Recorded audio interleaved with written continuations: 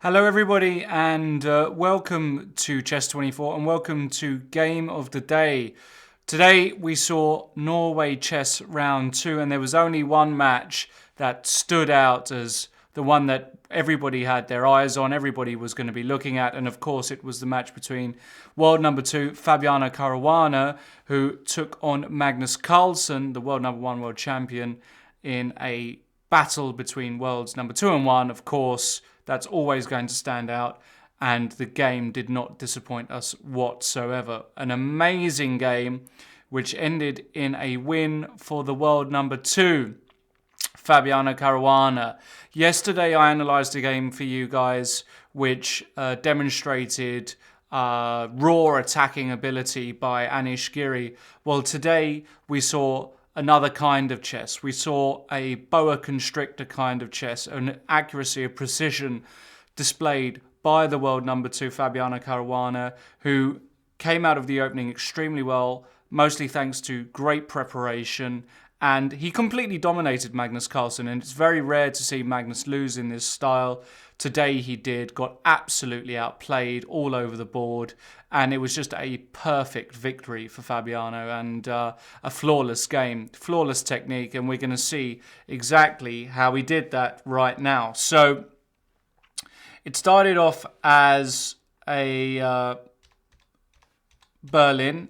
Those of you who have been following both Fabiano's and Magnus's career will know that this is a staple of both their repertoires, both either with white or with black.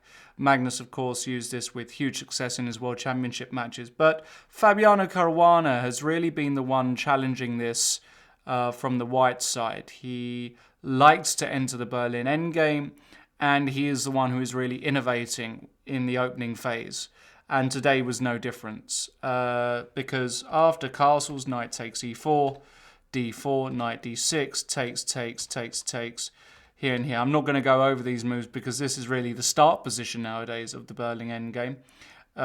Here, Caruana played the move h3. People back in the day used to start with rook d1 check, or go knight c3 first. h3 is a little subtle wrinkle. It's a useful move which can often help prepare g4. We'll see that later on. In fact, in previous games, Caruana Carlsen, for example, from Vaikanze, went knight c3, knight e7, king e8, h3. Actually, knight e7 had been played in Sao Paulo, I should say, and king e8 had been played. So they'd already been played a number of games between these two in this particular line. However, Magnus had been doing okay in those two games in 2012. So Fabiano was really the one to promote this h3 move, after which h6, and now rook d1 check, king e8. The problem with bishop d7 here is that it can run into a very tricky move like e6. In a lot of positions. I'm not sure if it works here. Maybe you kick the knight away first with g4, and then after, let's say, knight e7, now e6, because after takes, knight to e5, and there's no way to stop all of the threats. So that's why after rook d1 check, you're pretty much forced to go to e8, and now knight c3. And here, again, we've seen various Caruana-Carlsen battles in the past. In Shamkir last year, Carlsen actually played the move bishop d7, but after the move bishop f4, it was another game where Fabiano fully deserved the point, completely outplayed Magnus, but Magnus did blunder a whole pawn at one point, and it was a very strange blunder to see from Magnus. So instead he played the move knight to e7. Now this position I've seen numerous times this year, and from what I understand this is the correct way to play in this particular position. You reroute the knight to e7 to either come to g6, but also you just allow the passing of this bishop and you don't get hit by g4. So knight c3, knight e7, and now perhaps the most important move of the opening, the most testing move according to Fabiano, as he said in the press conference, the move 12b3. It's not a novelty, but it certainly looks like it's going to be the new way to go forward in this position. Previously, Fabiano had tried the move bishop f4 here. He tried it firstly against Magnus Carlsen just this year in Baden-Baden, but got absolutely nothing, and tried it again also in the Grand Prix, I believe, against Yakovenko. But it looks as though this move isn't promising white much. So the move b3 is a significant move in this position, and according to Fabiano, the most testing. The point of the move is it's a very common move anyway in the Berlin endgame, not only to help or give the option for the bishop to develop to b2, which always exerts serious pressure along this diagonal, but also were the knight ever to move, you might want to erect a kind of pawn chain with c4, and then these pawns are very nicely placed and you control a key square here on d5. So b3 is a multi-purpose move, but primarily the point is to put the bishop on b2, because clearly the bishop on f4, as Caruana had already tried, it really didn't find much action after knight g6, bishop h2. It kind of got a bit ostracized on h2. It got a bit too isolated from the main action. So b3, and now we reach a critical moment where here Carlsen played the very interesting move bishop f5, and he played this reasonably quickly. Previously, the move knight g6 had been seen. There was the game, for example, Kamsky-Jacobian from St. Louis 2012, but that's, I think, the main move in this position, but there have been a number of white wins there. Bishop f5, though, was a very interesting try. It's a very direct try. You're hitting the pawn on c2, so you have to protect it, and you do it with knight d4, of course, hitting the bishop, and now bishop h7. So black's idea is that he's getting his bishop on a very useful active diagonal, not only hitting c2 but also stopping any knight e4 jump. The downside to this move is that you do relinquish control over e6, and in Berlin positions, the move e6 as a potential rupture or break for white is a critical idea. So I think the move is a double-edged move, and I think we'll probably see the return of knight g6 as the main move in this position, especially after such a convincing win by Fabiano here. So the bishop went back to h7, and now bishop b2. What else, of course? And rook d8 was played by Magnus. And here, the preceding game that Fabiano quoted in the press conference was between Judith Polgar and my countryman and good friend, Grandmaster David Howell, who played in 2013. And in this position, Judith played the move e6. But after knight c8, actually, as soon as you play this e6 move, it looks threatening, but there's not actually a follow-up, because if you take, king takes, the king is actually very safe on f7. So instead, Fabiano played one of the most testing moves in the position, knight c to e2. Now that the knight can't come to e4, it comes to e2. What's the idea? Well, the main idea is that it wants to come to f4, from which it can jump to h5 or support any e6 break. So it's a good move, knight c2. Black played knight d5, which is also fine. c4, and now knight b4. And knight to f4. So white achieves his aim. And it's here where Fabiano thought that Magnus played a bad move. I'm not so sure, actually. I think the move rook g8 is a very deep move, but it's not such a bad move, because black anticipates that white's going knight h5 and anticipates that there's going to be problems along this diagonal, so he simply plays a prophylactic move. Remember, black has already moved his king, so black can never castle. So he doesn't give up castling rights. So I thought that was okay. Fabiano mentioned that either bishop e7 with the idea of bishop g5 or bishop c5 are all interesting alternatives, certainly worthy of further investigation. But rook g8, and now Fabiano played a very energetic move, the best move in the position, g4. We notice how this move h3, all the way back on move 9, I believe, yes, can now be useful, because it does help support g4. And the idea of g4 here is that it gives a square for the knight to come to f5. And black doesn't really ever want to exchange with bishop takes f5, because after g takes f5, suddenly white gets two menacing pawns on e5 and f5 that are ready to inflict more damage by rolling up the board. So G4 was an excellent move. I think the next move is the start of Magnus's problems, or maybe just thereafter. His position was already slightly uncomfortable, but just became bad, and Caruana never let his advantage slip. Here, Carlsen played the move knight a6.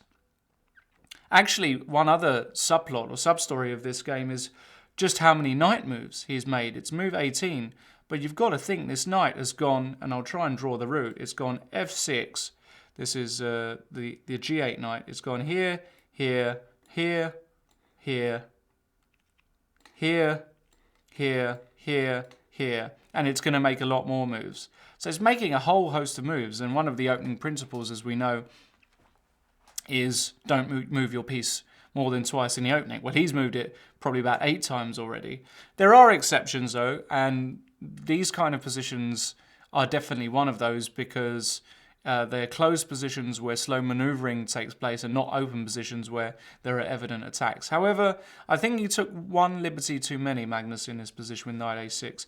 Instead, the move knight c2 was much better, trying to exchange off a pair of pieces and, of course, threatening the rook. Knight f5 is not possible, so you have to take, and after takes, here takes, rook d2 and bishop h7. Actually, the position isn't so easy to break down with a pair of knights exchanged. Might be playable. But knight a6 was a mistake, because now after knight f5, the white pieces are swarming in.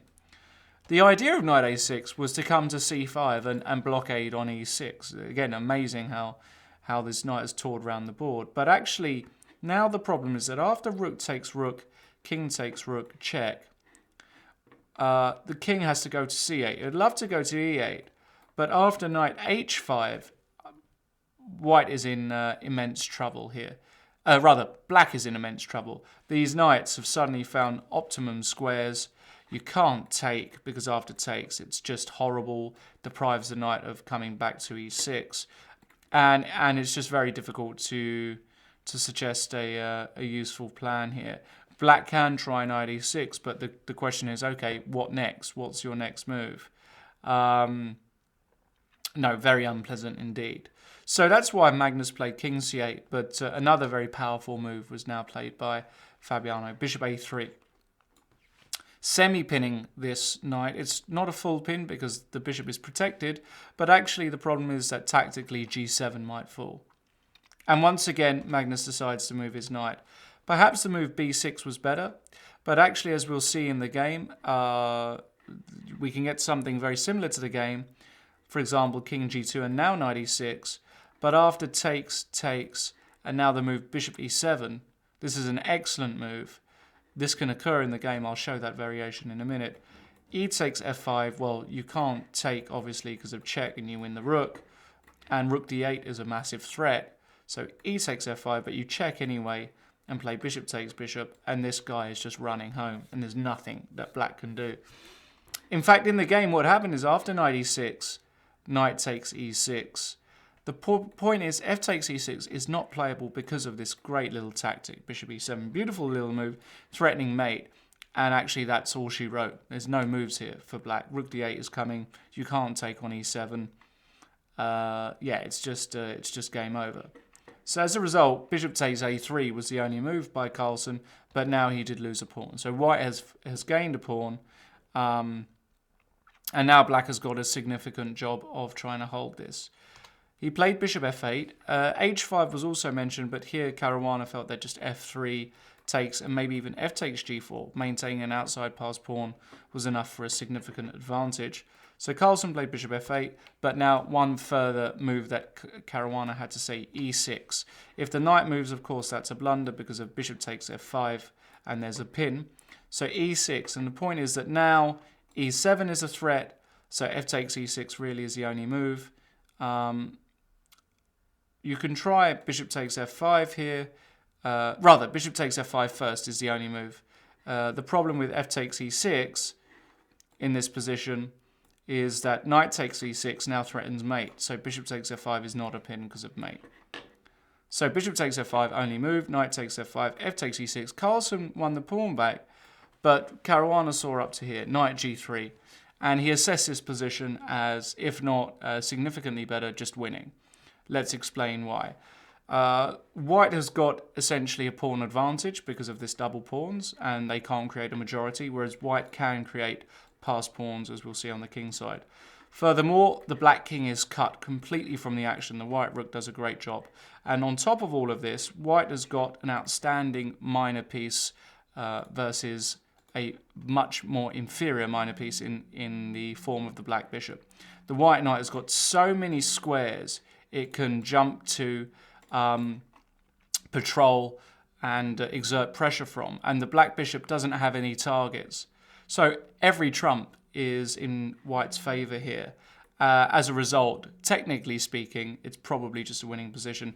I'm not going to go through the rest of the moves in so much detail because it's just an effortless display. Let's see how Caruana just builds up the pressure and starts to roll. So he goes king to g2, gets the king active, now plays a very nice move, rook d3, which introduces in some lines the opportunity to exchange rooks. Once rooks are exchanged, making the advantage count is even easier because, again, the knight just dominates and you can create passed pawns.